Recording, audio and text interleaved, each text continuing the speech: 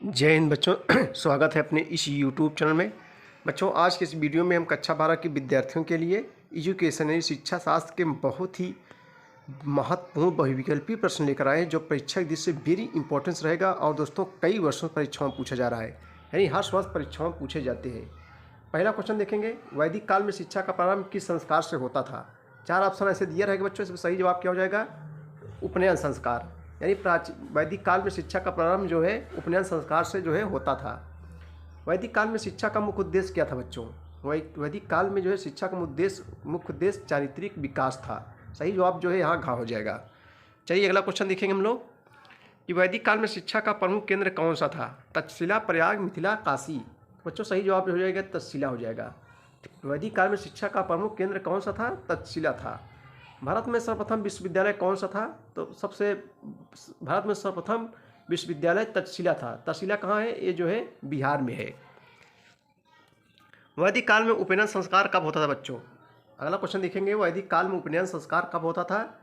तो ये जो है शिक्षा प्रारंभ के समय। सही जवाब यहाँ जो है का हो जाएगा। वैदिक काल में शिक्षा का मुख्य उद्देश्य क्या था? वैदिक काल में शिक्षा का मुख्य उद्देश्य था आध्यात्मिक उन्नति। सही जवाब बच्चों जो है गा हो जाएगा। यानी वैदिक काल में शिक्षा का मुख्य उद्देश्य आध्यात्मिक की उन्नति थी। भारत में प्राचीन काल में प्रचलित शिक्षा प्रणाली को कहा जाता है। भारत में प्राचीन काल में प्रचलित शिक्षा प्रणाली को कहा जाता है, क्या कहा जाता है? आध्यात्मिक शिक्षा कहा जाता है। सही जवाब बच्चों ये हो जाएगा। शिक्षा के 3 ध्रुव में से कौन शामिल नहीं है? छात्र, अध्यापक, परीक्षा, पाठ्यक्रम। तो सही जवाब हो जाएगा परीक्षा। अगला क्वेश्चन देखेंगे हम लोग, ब्राह्मण का उपनयन संस्कार कितने वर्षों की आयु में होता था? ब्राह्मण का उपनयन संस्कार कितने वर्ष की आयु में होता था? तो बच्चों जो है 8 वर्ष की उम्र में होता था। क्षत्रिय के लिए उपनयन की आयु कितने वर्ष निर्धारित की गई थी? तो बच्चों 11 वर्ष निर्धारित की गई थी। अगला क्वेश्चन बच्चों कि अधोलिखित में पबज्जा किस काल की शिक्षा से संबंधित है? सही जवाब बौद्ध शिक्षा से संबंधित है। यहाँ सही जवाब जो है खा हो जाएगा। देखो सब इंपॉर्टेंट क्वेश्चन है और परीक्षा में दोस्तों जो है पूछे गए हैं। बौद्धकालीन शिक्षा में किस संस्कार के पश्चात बालक को श्रमण कहा जाता था? सही जवाब हो जाएगा उपसंपदा। बौद्ध काल में महापाध्याय किसे पढ़ाते थे? तो जो है सामनेर को पढ़ाते। सही जवाब जो है यहाँ का हो जाएगा। बौद्ध काल में महापाध्याय किसे पढ़ाते थे? सामनेर को पढ़ाते थे। मठ व्यवस्था महत्वपूर्ण तत्व था। बौद्धिक शिक्षा का, इस्लाम शिक्षा का, बौद्ध शिक्षा का, जैन शिक्षा का। सही जवाब बच्चों जो है घा हो जाएगा बौद्ध शिक्षा का। SSA यानी सर्व शिक्षा अभियान प्रारंभ हुआ था कब? मोस्ट इंपॉर्टेंस है, कई वर्षों से जो है परीक्षाओं में पूछा जा रहा है दोस्तों, 2-3 साल से लगातार। SSA यानी सर्व शिक्षा अभियान का प्रारंभ कब हुआ था? ये 2001 में प्रारंभ हुआ था। सही जवाब जो है यहाँ खा हो जाएगा। ऑपरेशन ब्लैक बोर्ड का प्रारंभ हुआ 1986 ईस्वी में। ऑपरेशन ब्लैक बोर्ड का प्रारंभ जो है 1986 में प्रारंभ हुआ था दोस्तों। व्यक्ति पर परोक्ष रूप से प्रभाव डालने वाले शिक्षा के अभिकरण को क्या कहते हैं? तो यहाँ सही जवाब हो जाएगा गा हो जाएगा अनौपचारिक जो है अभिकरण। सही जवाब बच्चों जो है गा हो जाएगा अनौपचारिक अभिकरण। विश्वविद्यालय आयोग 1947-1949 के अध्यक्ष कौन थे बच्चों? तो डॉक्टर S राधाकृष्णन। सही जवाब जो है यहाँ ए हो जाएगा। अगला क्वेश्चन है, इंदिरा गांधी राष्ट्रीय मुक्त विश्वविद्यालय की स्थापना की गई थी, जिसको खुला विश्वविद्यालय कहते हैं, यानी इंदिरा गांधी ओपन यूनिवर्सिटी। इंदिरा गांधी राष्ट्रीय मुक्त विश्वविद्यालय की स्थापना की गई थी 1985 ईस्वी में। सही जवाब जो है बच्चों गा हो जाएगा। इंदिरा गांधी राष्ट्रीय मुक्त विश्वविद्यालय के कुलाधिपति होते हैं तो राष्ट्रपति। जो राष्ट्रपति होते हैं वो कुलाधिपति होते हैं। ठीक है भैया।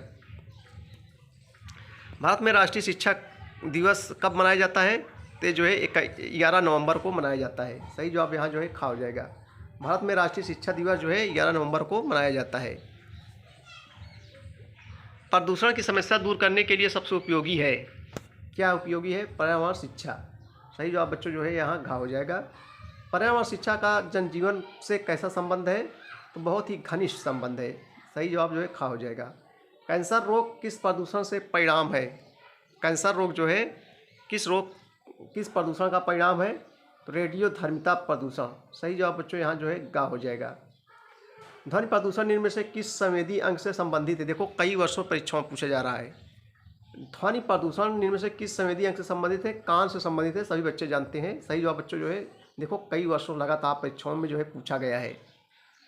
चलिए अगला क्वेश्चन देखेंगे हम लोग जो है, भूकंप की तीव्रता मापते हैं किससे? रिक्टर स्केल से मापा जाता है भूकंप की तीव्रता। यहाँ सही जवाब खा हो जाएगा। पर्यावरण उन सभी बाहरी शक्तियों और प्रभावों का वर्णन करता है जो प्राणी जगत के जीवन, स्वभाव, व्यवहार, विकास और परिपक्वता को प्रभावित करता है। उपरोक्त विचार इसमें किसका है? तो उपरोक्त विचार बच्चों जो है डगलस व रोमन हॉलैंड का। सही जवाब जो है का हो जाएगा इसमें। अगला क्वेश्चन है, आधुनिक वैज्ञानिक युग की प्रमुख समस्या कौन सी है? तो पर्यावरण प्रदूषण। सही जवाब बच्चों जो है का हो जाएगा।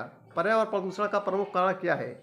नवीकरणीय, राष्ट्रीयकरण, औद्योगिकरण, आधुनिकीकरण। सही जवाब खा हो जाएगा औद्योगिकरण। जो उद्योग धंधे तमाम ज़्यादा से ज़्यादा फैल रहे हैं।